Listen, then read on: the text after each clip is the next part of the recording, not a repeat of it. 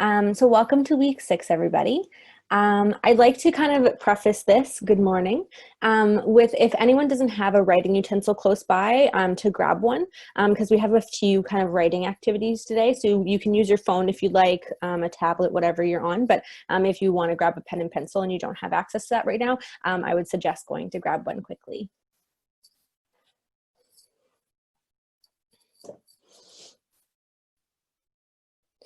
And in the meantime, does anyone want to share a mindful moment they had this week? While we wait for people to grab pen and pencils before we kind of get started.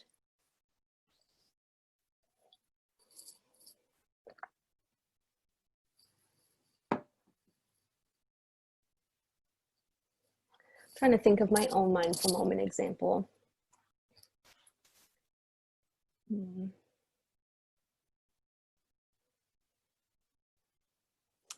Walking on the beach, great. Met some friends. I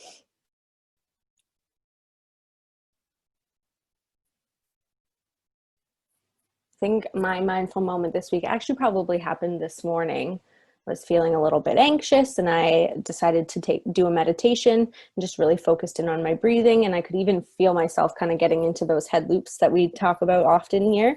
And it was nice to be able to kind of bring myself back and kind of center into my breath. And I really used those mindfulness skills. So it was definitely needed.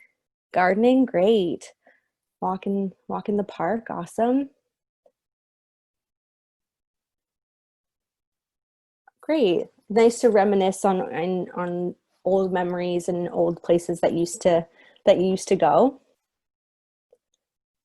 And I think I've gone fishing before, but I've never, but I've heard that it's very, very calming, very peaceful. It's a nice, relaxing atmosphere.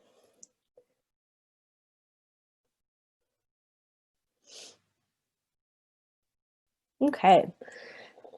Biking, great.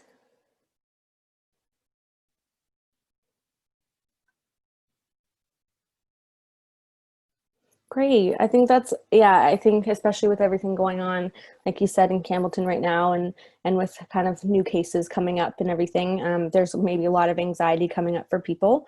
And that's okay. That's very normal to have those kind of feelings about the fear, I guess, of things maybe sliding backwards rather than moving forwards like we've been hoping. And I think, yeah, taking that time to just focus in on your senses and enjoying your surroundings and engaging with your environment was a great way to kind of pull yourself out of maybe that anxiety for at least a couple of moments and to just kind of bring yourself back down to a more neutral spot. So that's great. So we're going to dive in. This week, we are talking about learning how to recognize your emotions and their effect on your life, which is the first step to learning how to control your emotional reactions. So very often people spend their lives paying very little attention to how they actually feel. As a result, there are a lot of important things happening inside of you that we know very little about, that we're not really paying any attention to. The same holds true for people struggling with overwhelming emotions, but it occurs in a very different way. So very often people struggling with this problem recognize that feeling of that overwhelm and how it just like comes over us, such as that sadness, maybe anger, guilt, shame, whatever emotion or big emotion comes up for you. But at the same time that they recognize that tidal wave, but by the time they recognize that tidal wave, it's too late to do anything about it. So it becomes a matter of like kind of intervention and crisis intervention in those moments rather than prevention.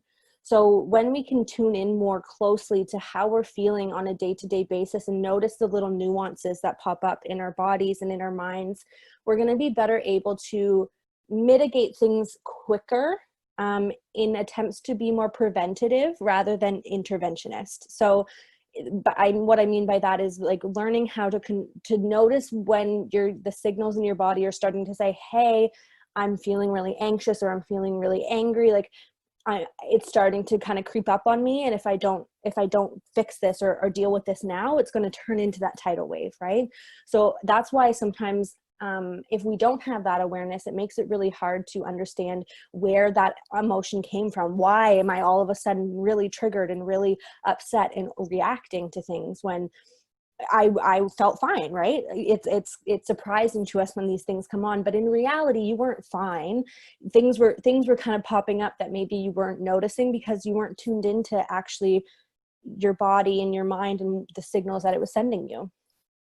So to help manage your overwhelming emotional reactions, it's really necessary for us to slow down that emotional process so that it can be examined.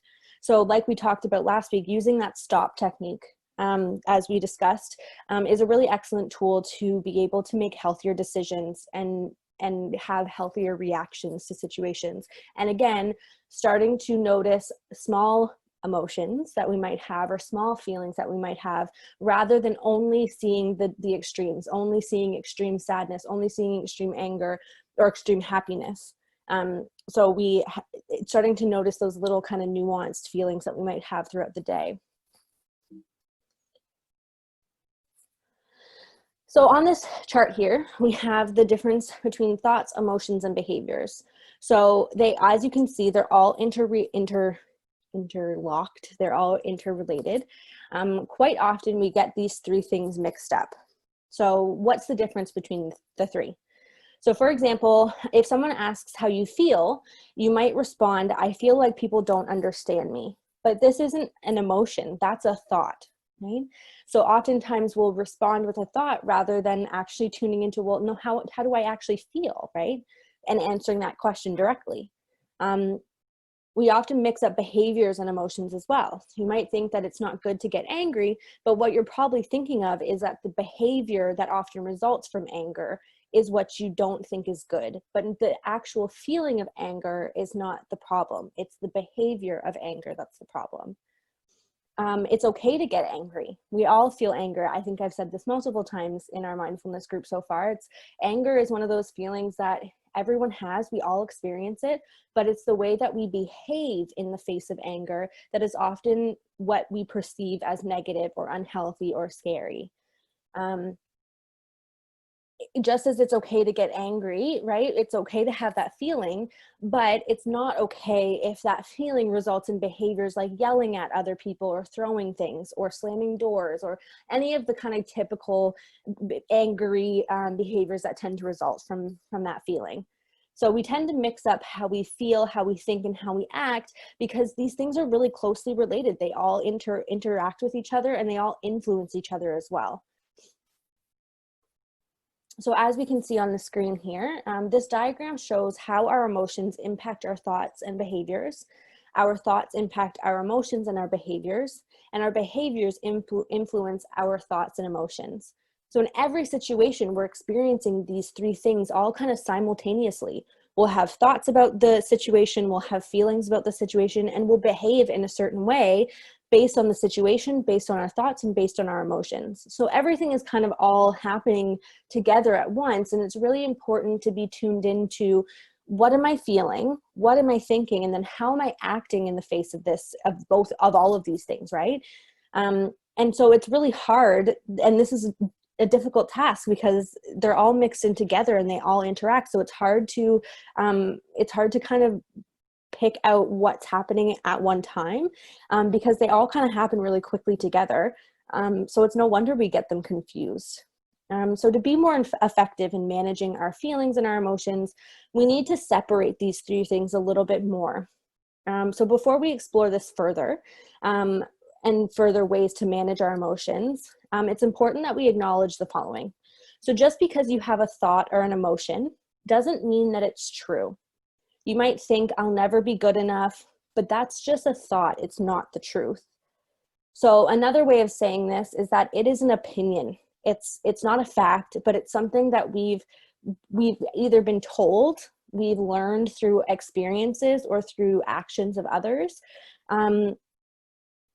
or it's just something that, it's a belief that we've had that's been reinforced in the past by our experiences. But that doesn't make that thought true. So it's not a fact. Same as you might feel unloved, but that doesn't actually mean that you are unloved. It's just how you feel in that moment. And our thoughts and our feelings often really seem to be true. They hold a lot of weight for us. And when we have those feelings and those thoughts, it's like, well, how, of course it's true. That's how I feel. And we're not saying that the feeling isn't true or the thought isn't valid. It's just that it's not necessarily a fact, right? So it's important to remember that thoughts and feelings and opinions, they're just that, right? They're not facts, but they're just how we feel. Does anyone have any thoughts about that or feelings about when I talk about that? Because I know that sometimes that's a difficult concept, I guess, to kind of take on, because again, when we have those thoughts and when we have those big feelings, they are true for us, right? So it's hard to sit there and say, well, no, that's not true. Does anyone struggle with that?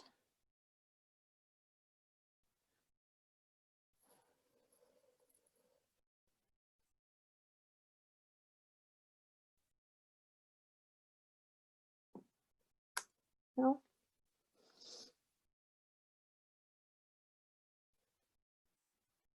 So I think part of this process in terms of understanding more clearly what are our thoughts about the situation, how are we feeling about it, and how are we acting in the face of that, it's hard to, again, it's hard to sit there and be like, this isn't the fact of the situation.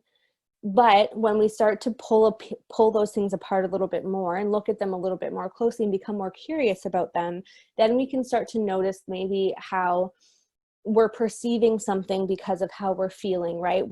If we're feeling rejected by something, then of course we're going to feel not wanted or not enough or not loved. But that's because we feel that way and we think those things about ourselves because of how we're feeling, because we're feeling rejected. But the truth of it is there's probably tons of reasons that could explain that don't have anything to do with them, with whoever you're interacting with not wanting you or not appreciating you, etc. But it's just how you feel in the moment. So it's really important to just watch your assumptions that you're making about situations when you're emotionally charged, because again, you're creating assumptions and thoughts based on how you're feeling, which is not very good. So of course they're going to be influenced in maybe a more like negative way, right? So again, just because of these things are all interconnected, because our thoughts and our feelings and our behaviors are so connected to each other and they're all kind of influencing each other, it is really important to be mindful of those things and to not make too many assumptions about something, because oftentimes our feelings are true, those are and our thoughts are valid, but that doesn't make them facts.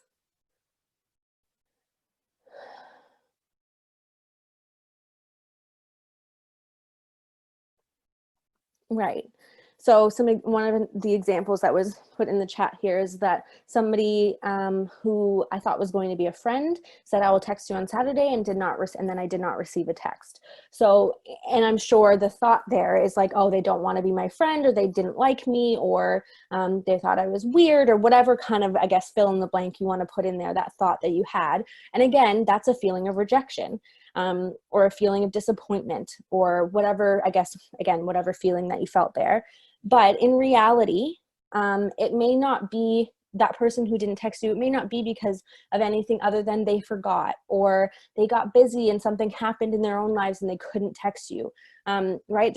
We have to be very mindful about not making assumptions about what the other person is feeling or thinking, because again, we're basing our assumptions based on how we feel and how we are thinking. And those two might be very different, right? So it's really important to just be mindful as we move forward that, how we feel is important, how we think is important, and how certain situations make us feel is important, but that doesn't necessarily mean that it's true and that it's a fact. So just be mindful of that as we move forward.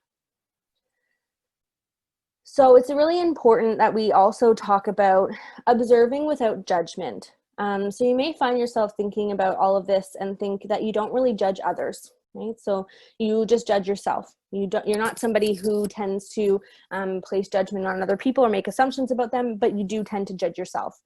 The problem is with that thought process is that you're still increasing the amount of discomfort you have when your judgments are turned inward. So many of us have experienced bullies in our lives to one extent or another. When you're judging yourself, you're being a bully towards yourself. So this is not unusual. So if anyone experiences this, that it's not an uncommon thing to have happen. And you've probably heard yourself saying to yourself, we're our own worst enemies. So what that saying means is that we often have more difficulty being kind to ourselves than we do to be kind to others. So when we're judging ourselves, the results are the same or even more damaging than if somebody is judging us. And oftentimes it's worse because it's more of a silent, unconscious process that's happening.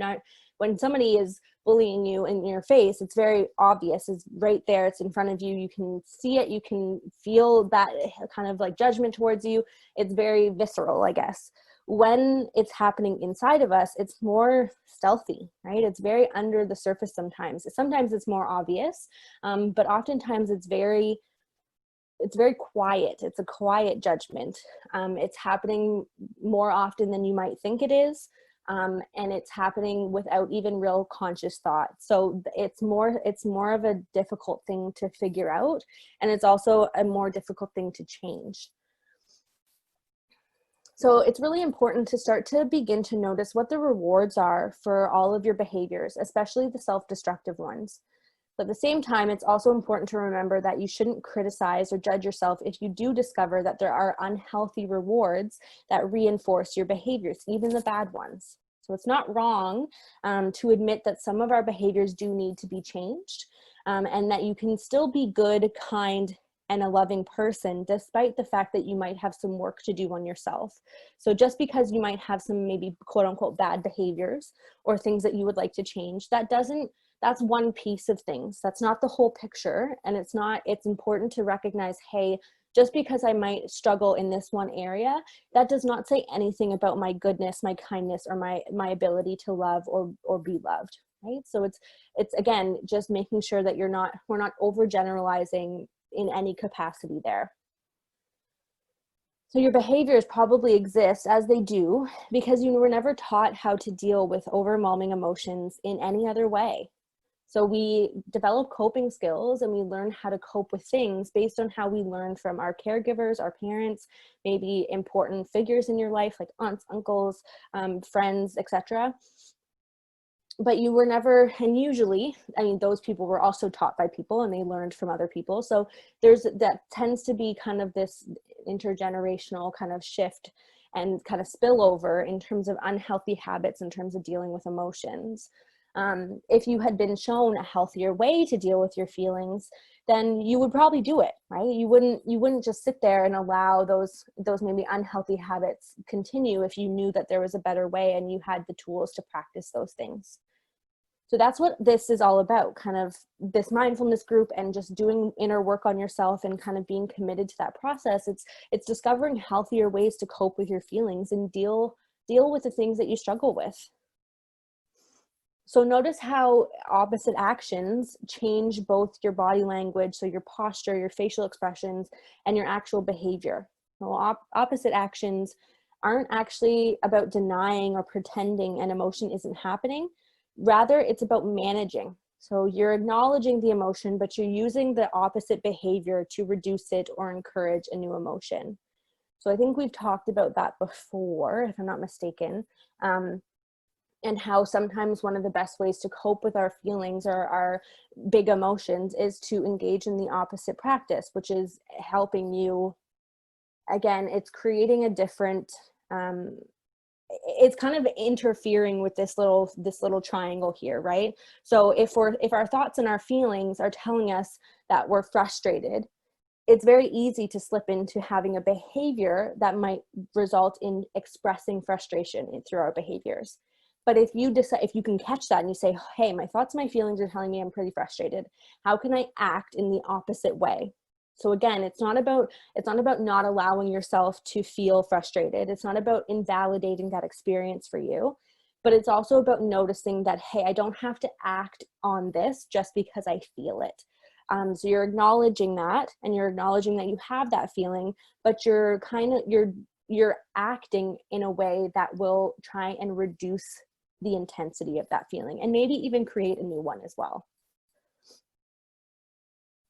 So I have a little meditation here that I would like us to do.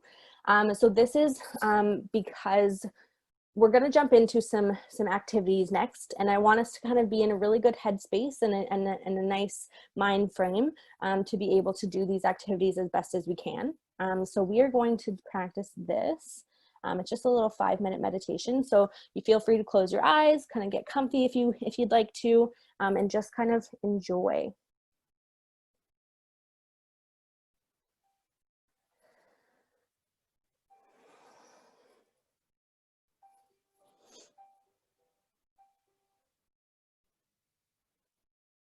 Hello, and welcome to this quick guided meditation to slow down and be grateful. I'm Sarah Raymond with the Mindful Movement. I'm grateful you have joined me today. It is so easy to become swept up in the seemingly relentless demands of a busy life. In doing this, you might find that you lose focus on the present, or you might feel as though you don't have the time to stop and appreciate life's gifts. It is true that meditation is a practice, and it can create change when you make the time to practice it.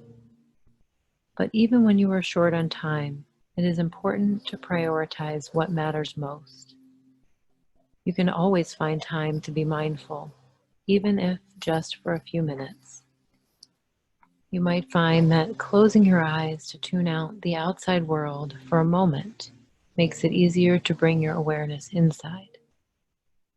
So you may choose to close your eyes now. And let's begin this practice with some gentle breathing. Notice the rhythm of your natural breath.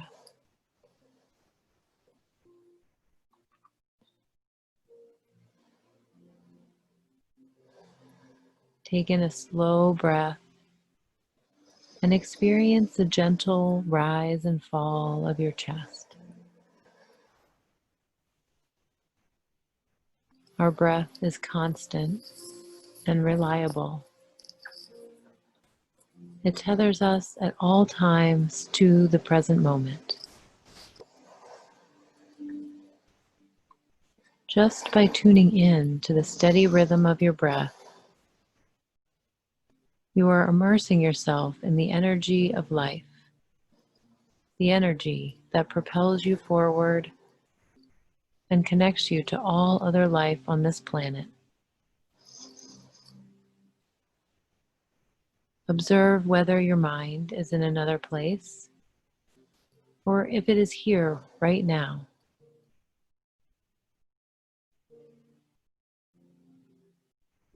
Can you allow yourself to let go of your thoughts for a moment? Can you allow your mind to be silent, except for hearing the sound of your breath?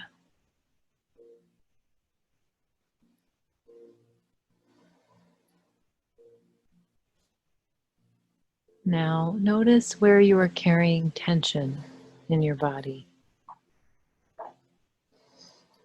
Can you allow your clenching muscles to let go? Ask yourself, how do you feel in this very moment?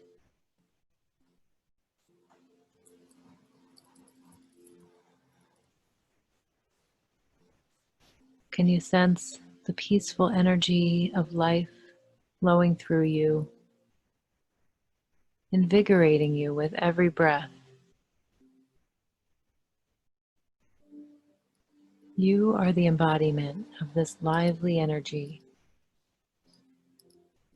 Your body is a miracle and a gift, the vehicle through which you have the privilege of experiencing this beautiful world.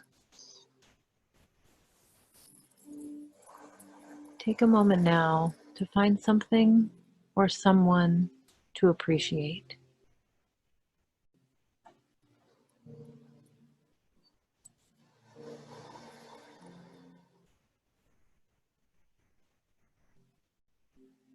Sense the feeling of gratitude within you.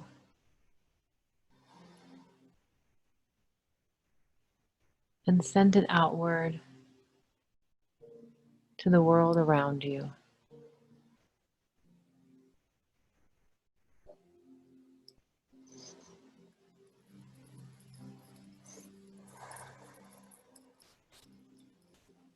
In a moment, you will open your eyes and come out of the state of stillness and peace. But do your best to move forward with your day with a residual feeling of gratitude. As you continue on with your day, I challenge you to continue cultivating gratitude. Perhaps you can even find something positive out of an experience that seems negative at first. Now, we will end this practice with a deep breath, breathing in love and breathing out eternal appreciation. Thank you for practicing with me today. I am grateful that you did. I hope you have a joyful day.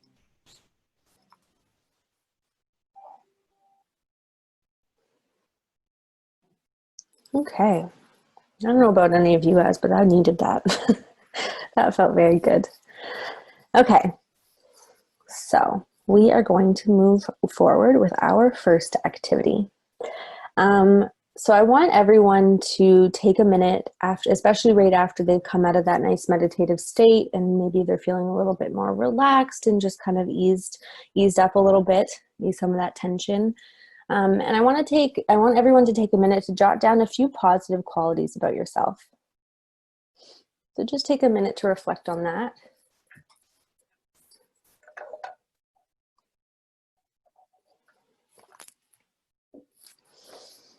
So just a few positive things about yourself.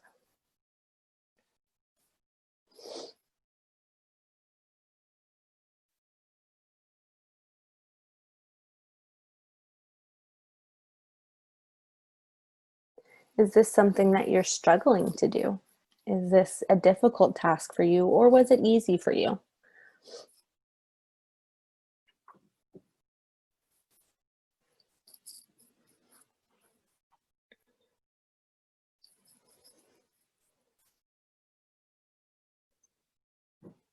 Do you find it hard for things to come to mind that you could write down? Or again, does it come naturally and easily for you to find positive qualities that you can write? Some people are finding it difficult.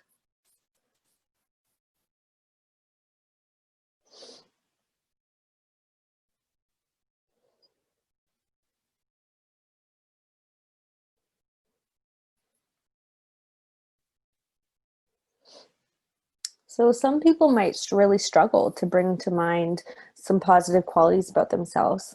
This is because we tend to have um, that bias towards paying attention to unhelpful things that confirm our negative view of ourselves. We rarely pay attention to the positive things that we do, our positive qualities, the positive outcomes we might have, positive comments that we hear from others. And this will make our positive aspects very hard to get to at first because you have not taken time to really notice any of those things. So other people might have less trouble recalling positive things about themselves, but instead might feel uncomfortable thinking about or talking about or writing about the positive qualities that they have. It's very, as somebody said, Anne, like it's very easy to find those negative qualities about ourselves or to focus on those. I know sometimes people say that, they'll be able to say positive things about themselves, but then they kind of negate those things by saying, well, no, but in this situation I did this, or I acted this way once, or we kind of start to doubt ourselves or to counteract maybe those positive things with some negative experiences that we might have had. So again, it could be a fact of just really struggling to even notice them in the first place. It could be the fact of being uncomfortable about talking about those things or writing about them. You might consider that being conceited or arrogant or maybe stuck up to think about those things or even to voice them. Or it could be the simple fact of you can notice those things, you can say, hey, these are my positive qualities, but you're also in the same breath, you're negating them or minimizing those positive things by backing them up or saying something opposite to that, which is a negative quality. So if any of these apply to you, you'll need to approach this module and these activities that we have with an open mind. So in this section, we're going to start asking you to notice the positives in you that you often ignore, and acknowledge these positive things. Remember, most of the time, you all pay attention to your negative qualities and you feel comfortable dwelling on those negative things. But ask yourself, how fair is that? How fair is it to ourselves to be able to dwell and sit in our negative traits, but we aren't able to sit in our positive ones? What is that information in that? What's the meaning that we're giving ourselves by doing that? By saying, hey, it's okay for me to focus on my negative qualities, but it's not okay for me to acknowledge my positive ones. How fair is that to ourselves? By getting you to begin to acknowledge your positive qualities, you're tipping the scales of self-evaluation back into balance. So right now, if you are struggling to notice those positive things, it's likely that your scales are really imbalanced and you're struggling or I guess there's more weight in those negative qualities rather than in the positive ones. So we need to balance those things out. So if those things have been off balance for some time now, this might be even more challenging for you, but it doesn't mean it's impossible. It just means that we have to pay more attention to it. So where do we even start? So when we notice something that's really important for us and we want to remember that, I wonder if anyone relates to the idea of writing things down, right? What is it that we do to help us remember? We tend to write things down. We make a note of it. We make a list if we have a lot of things to remember. We make chore lists or to-do lists or lists of things we need to get done, right? We tend to write things down to remember them. So that same approach applies here. So to start acknowledging your positives, you need to write them down. What was your initial reaction to the suggestion of writing a list of your positive attributes? Does anyone want to share? Did you feel anxiety, shame, uneasiness, maybe some sadness, maybe fear about writing those things down? What was the first kind of initial thought when I presented that activity?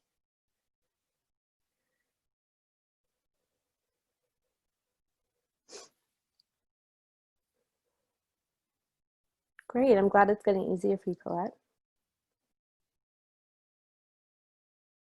I wonder if any of you thought, like, what could I possibly write down? I have nothing to write down. Me, positive qualities, what does that even mean? Uncomfortable, it felt like a block, it wasn't easy. Right. So again, notice these things, but also be careful about that and about those kind of thoughts that pop up. And remember that kind of chart that we had, right?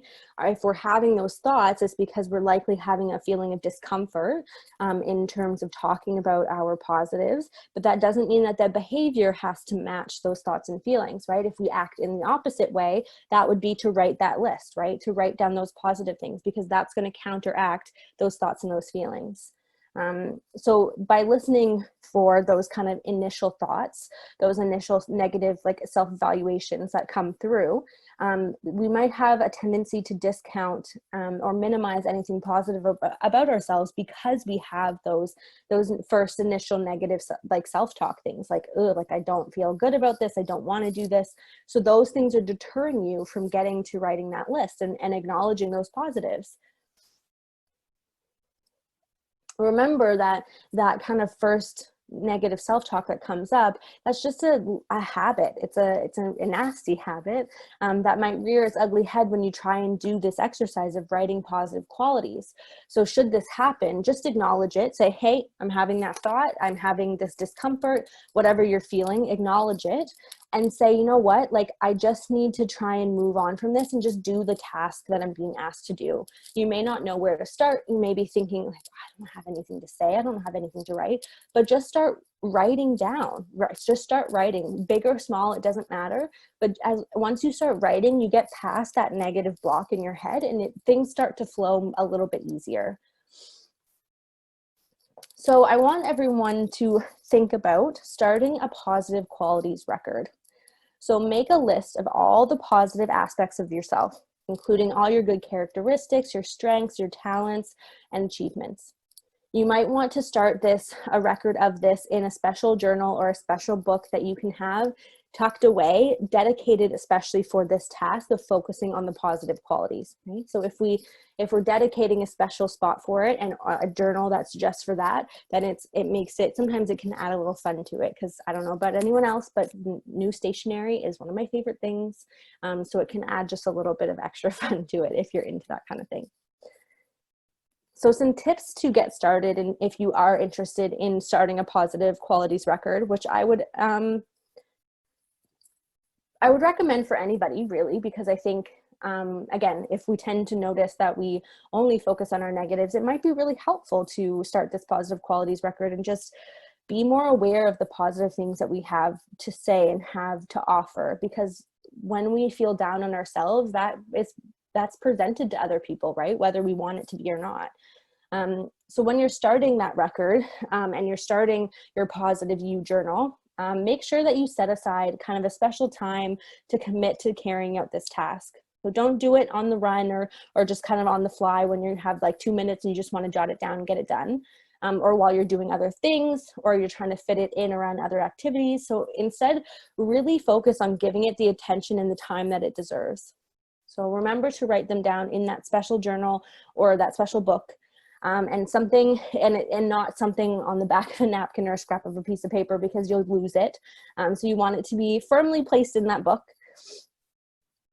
So write your positive qualities in that journal so that you remember it and you know exactly where to find it. So maybe you keep it in the same place, you put it beside your bed, or you put it in your desk at a certain spot so that you always know where it is and you can always know where to find it. And so in that way, again, like I said, if you write it on a scrap piece of paper, it's likely that that paper is going to get lost. So at least this way you won't lose it and you won't have a reason, I guess, to stop writing in it. The point is to write as many positive things about yourself as you can think of. There's really no limit. Exhaust all avenues and brainstorm as many ideas as possible. If you run out of steam, you can take a break and come back to it over the course of a few days. And until you have a substantial list, right? So maybe this is something that you do every night. You take a couple minutes before you go to bed to really think and really focus on, hey, what are my positive qualities? And you just add to the list little by little. And again, this is also an opportunity for you, if you do say do it at night before bed or maybe right first thing in the morning, it's an opportunity for you to read back and go over the list of your positive qualities. So again, it's reinforcing the belief that you have those qualities every time you reread it. As mentioned before, make sure you watch out for negative self-evaluations or discounting your positives as small or not a big deal, or nah, this isn't worth writing down. So we tend to remember detailed negative things about ourselves. So we must do the same about our positive things. It's only fair to do the same if we are going to focus in on the negatives. We have to focus in on the positive too, right? We have to keep that scale balanced.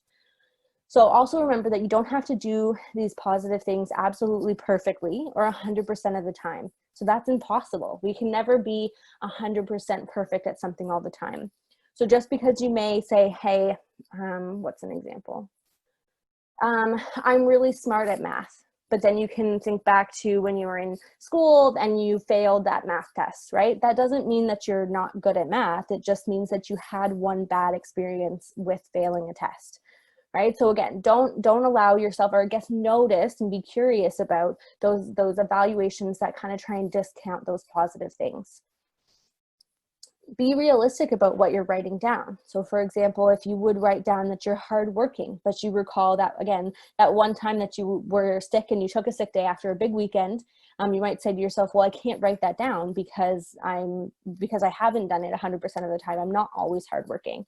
So if you take that attitude, you're not being fair to yourself, and you're also not being realistic with yourself. Again, just because you've had one experience that might suggest that you're not hardworking, that's only one experience. It doesn't generalize to the years and years of hard work that you've put in before that. So another tip is that you shouldn't just do this exercise for the sake of it. and then put it back in your drawer, never to be seen again. It's important that you reread these things. It's important that you continue to write in the journal and read them over and over with care and consideration. So that's part of that. Remember how we talked about in the beginning about how it's important to practice our mindfulness skills? Well, same thing here. It's important that you do it over and over again, because the more that you do it, the more it becomes a habit, the more it becomes natural and just easy for you to recall. So reflect on what you've written at the end of the day or the week or the month, and let all those positive qualities pile up and sink in. This is really important so that you learn to take notice of these things and you feel more comfortable with acknowledging them rather than just giving them passing time. So your workbook this week will have a positive self-reflection journal to help you get started on thinking about these topics. So it's important that you kind of take a look at that. And I apologize, I forgot to mention that in the beginning. So that will be posted in the group chat by the end of today. So I guess after we've kind of talked about that positive self record a little bit further, does anyone want to take a minute to write any more positive qualities down on that little list that I got you to start in the beginning? So if you feel like you want to maybe acknowledge a couple more things, I would take the time to do that right now.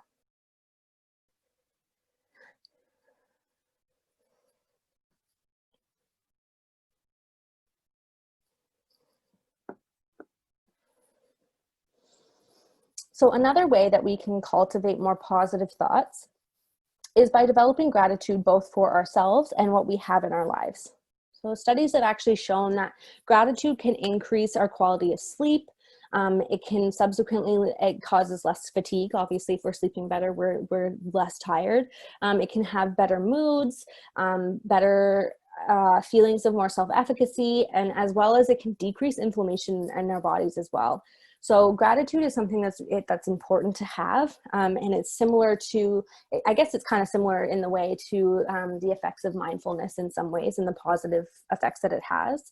So when we're in a state of gratitude, to start the practice of gratitude more frequently, our brains are less likely to engage in that negative attention bias that can cause us to focus in on those unhelpful habits or those negative self-talks that we tend to have. So the practice of gratitude can really help us combat some of our negative beliefs that also can be associated with depression. So gratitude is also associated with an increased sense of well-being. It means an increased mood and a decrease in negative affect, higher life satisfaction, feelings of mastery over your environment, a sense of personal autonomy, purpose in life, and personal growth. So all of these things are pretty great, and I'm sure all of us can relate to wanting those things. And gratitude is one of those ways to achieve that. So all these factors really combine together to help lessen depressive feelings and increase your immune function. So as I'm sure most of you know, is when we have mental health problems, when we have physical health problems, it's likely due to inflammation in our bodies. Stress can really be a factor of that. Having those negative attention biases can be part of that. Like we talked about, I think in week 3 or 4, we saw the natural pattern of threat. When our mind perceives threat, it goes into fight, flight, and freeze. We turn on all those hormones that can dampen our immune system and put us more at risk for experiencing disease or illness, because our bodies aren't able to fight off things as much because we're constantly stressed and constantly releasing those hormones.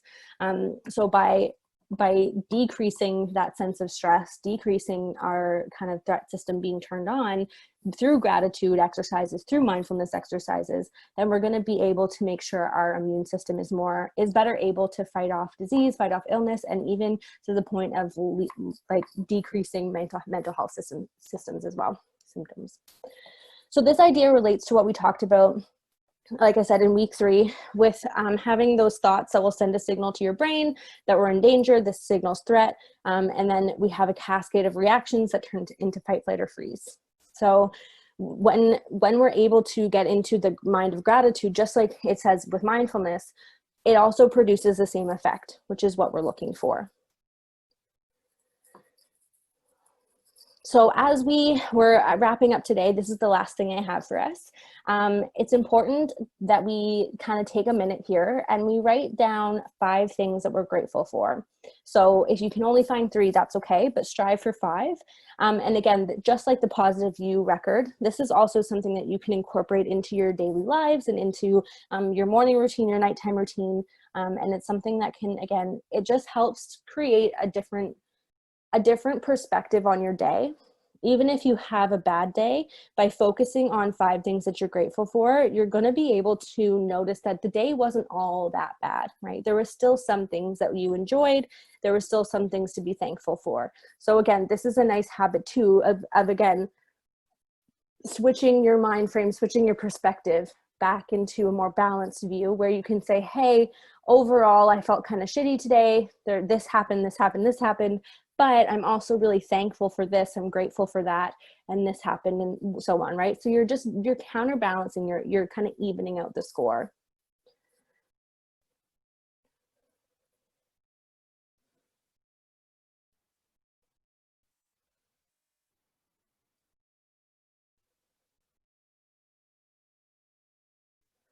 That's great, Colette. Trying to do this every night before you go to bed. I think that's a really great habit to get into and a great practice to have in your life.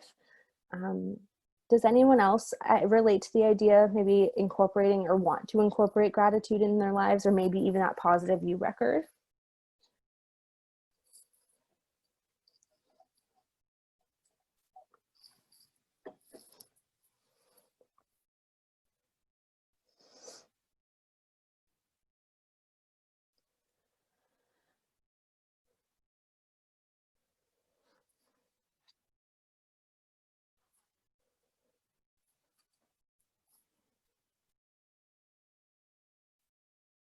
Okay, so that is all I have for us today.